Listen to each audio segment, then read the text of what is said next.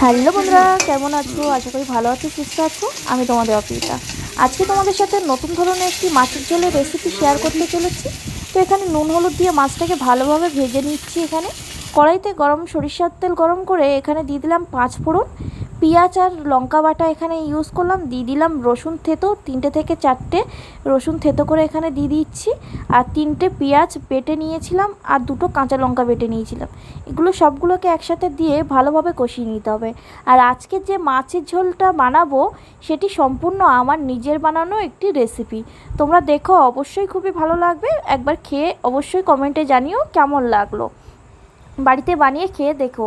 তারপর দিয়ে দিলাম মশলায় কষিয়ে এলে হালকা করে একটু জল, মানে অল্প করে মশলাটা কষানোর জন্য দিয়ে দিচ্ছি 2টো কাঁচা লঙ্কা চেরা, আদা বাটা দিয়ে দিলাম 1 চামচের মতো, দিয়ে দিলাম স্বাদ অনুযায়ী লবণ, দিয়ে সুন্দরভাবে কিছুক্ষণ নাড়াচাড়া করে এখানে কষিয়ে নিতে হবে মশলাটাকে। তারপরে এখানে ইউজ করব লঙ্কার গুঁড়ো আর হলুদের গুঁড়ো, সামান্য একটু লঙ্কার গুঁড়ো ইউজ করব যাতে কালারটা সুন্দর আসে তার জন্য। এবার সবগুলোকে একসাথে ভালোভাবে নিয়ে কষিয়ে নিতে হবে যতক্ষণ না মশলা থেকে তেল ছাড়তে শুরু করে। তো আস্তে আস্তে নাড়াচাড়া করতে থাকতে হবে, কারণ আমরা বাটা মশলা দিয়েছি। এবার একটা আমার সিক্রেট মশলা তোমাদের সাথে শেয়ার করছি। এখানে কি মশলা আমি পেস্ট করে দিচ্ছি সেটা আজকে তোমাদের সাথে আমি শেয়ার করছি। এখানে আছে 2 ধরনের সরিষা, কাঁচা লঙ্কা, তারপরে পোস্ত আছে আর বাদাম বাটা। এই 3-4 রকম একসাথে বেটে কিন্তু পেস্ট বানিয়ে নিয়েছিলাম। আর এখানে আছে জিরে আর গোলমরিচ বাটাও আছে, সেটাও কিন্তু আমি একসাথে বেটে নিয়েছিলাম। সেই পেস্টটা এখানে দিয়ে দিয়েছি, দেখতে পাচ্ছ। দিয়ে মশলাটাকে খুব সুন্দরভাবে তেল ছেড়ে আসা অবধি কষিয়ে নিতে হবে। আর এই মশলাটা যখন কষাবে খুব সুন্দর একটা গন্ধ আসবে, তোমরা দেখতে পাবে। আর মশলাটা যত কষে আসবে তত যেন মনে হবে টেস্টটা আর অনেক বেড়ে যাচ্ছে।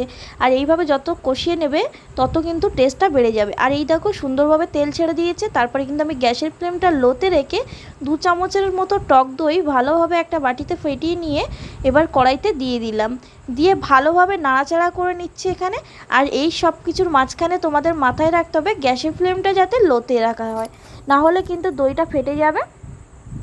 এবার সবগুলোকে একসাথে মিশিয়ে নিয়ে কিছুক্ষণ হাই ফ্লেমে কষিয়ে নিয়ে তেল ছেড়ে এলে এতে দিয়ে দেবো মাছটা ভেজে রেখেছিলাম আগে। এবার দিয়ে দিলাম মাছটা, দিয়ে ভালোভাবে নাড়াচাড়া করে কিছুক্ষণ মাছটাকে কষিয়ে নিতে হবে মশলার সাথে।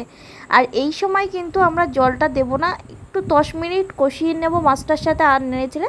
তারপরে কিন্তু যে বাটিটায় আমরা টক দই ফেটিয়ে নিয়েছিলাম সেই বাটিটা ধুয়ে এখানে সামান্য একটু জল দিয়ে দেবো। যেহেতু মাছের ঝোলটাই হচ্ছে আমরা অতটা ঝোল করব না, তার জন্য কিন্তু সামান্য একটু জল ইউজ করেছি এখানে।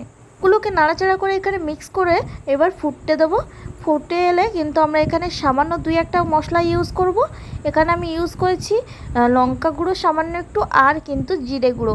তোমরা কিন্তু তোমাদের কাছে যদি থেকে থাকে তাহলে একটু গরম মশলা ইউজ করো। আমার বাড়িতে ছিল না আজকে, তাই আমি দিতে পারলাম না।